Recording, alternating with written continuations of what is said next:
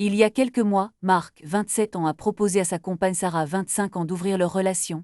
Sarah, d'abord réticente, a fini par accepter pour faire plaisir à son fiancé. Elle a commencé à explorer cette nouvelle liberté, rencontrant plusieurs partenaires. Cependant, Mark, lui, n'a pas eu la même expérience. Après quelques déceptions, il découvre le nombre de partenaires de Sarah qui le dépasse largement. Une dispute éclate et Mark, paniqué, exige de nouvelles règles. Il demande à Sarah de tenir un décompte et d'attendre qu'il atteigne un certain nombre de conquêtes avant qu'elle ne puisse à nouveau rencontrer quelqu'un. Sarah se sent contrôlée et perdue. Elle se demande si cette relation a encore un avenir, surtout quand elle pense à leur projet de vie, un mariage, des enfants, une maison.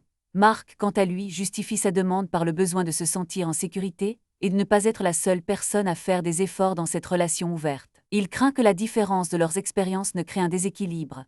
Le tribunal doit maintenant trancher. Les règles imposées par Mark sont-elles légitimes ou constituent-elles une violation de l'accord initial? Le juge va devoir évaluer si la demande Mark relève d'une tentative de contrôle abusif ou d'une volonté légitime de protéger la relation. Le verdict tombe. Les nouvelles règles sont jugées abusives et non conformes à l'esprit d'une relation libre consentie, selon le principe de l'autonomie de la volonté. Les accords doivent être respectés dans leur intention initiale. Mark est sommé de revenir à l'accord initial ou d'accepter la fin de la relation.